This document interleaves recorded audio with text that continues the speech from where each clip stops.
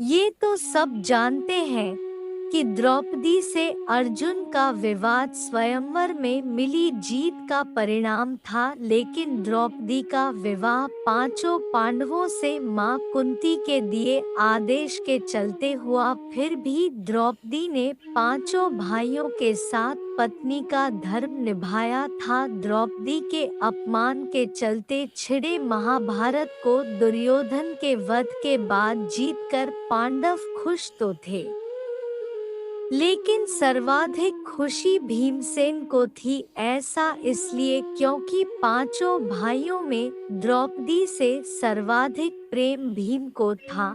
यही कारण था कि भरी सभा में द्रौपदी के वस्त्रहरण के बाद भीमसेन ने दुर्योधन की जंघा तोड़ने और दुशासन की छाती फाड़कर रक्त पीने की सौगंध ली थी। अपनी सौगंध पूरी कर पत्नी के अपमान का बदला लेने के चलते भीमसेन द्रौपदी के और भी प्रिय हो गए थे। यही कारण था कि द्रौपदी ने स्वयंवर में अर्जुन को पति के तौर पर जरूर चुना, लेकिन पूरी उम्र वह भीम को ही अधिक पसंद करती रही। अंत समय में भी उन्होंने अर्जुन के बजाय भीम को ही अगले जन्म में अपने पति के तौर पर प्राप्त करने की इच्छा जताई। पांचों पांडव जब स्वर्ग की कठिन यात्रा कर रहे थे तो सभी चाहते थे कि हम सशरीर स्वर्ग पहुँचे।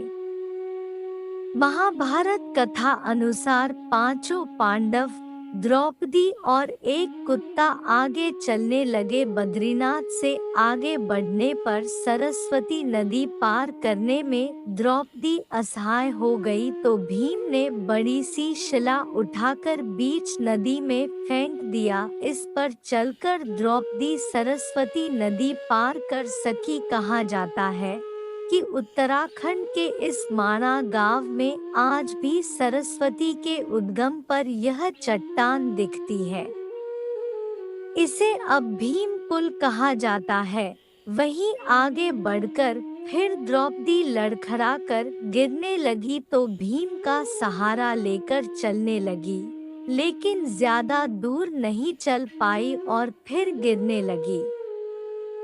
ऐसे में फिर भीम ने उन्हें संभाला। तब द्रौपदी ने कहा कि सभी भाइयों में भीम ने ही मुझे सबसे ज्यादा प्यार किया है और मैं भी उनसे प्रेम करती हूँ। अगले जन्म में भी मैं फिर से भीम की पत्नी बनना चाहूंगी। इसके बाद कठिन रास्ते पर गिरकर बेहाल द्रौपदी ने दम तोड़ दिया। थोड़ा आगे चलते ही भीम भी गिरकर मृत्यु को प्राप्त हो गए।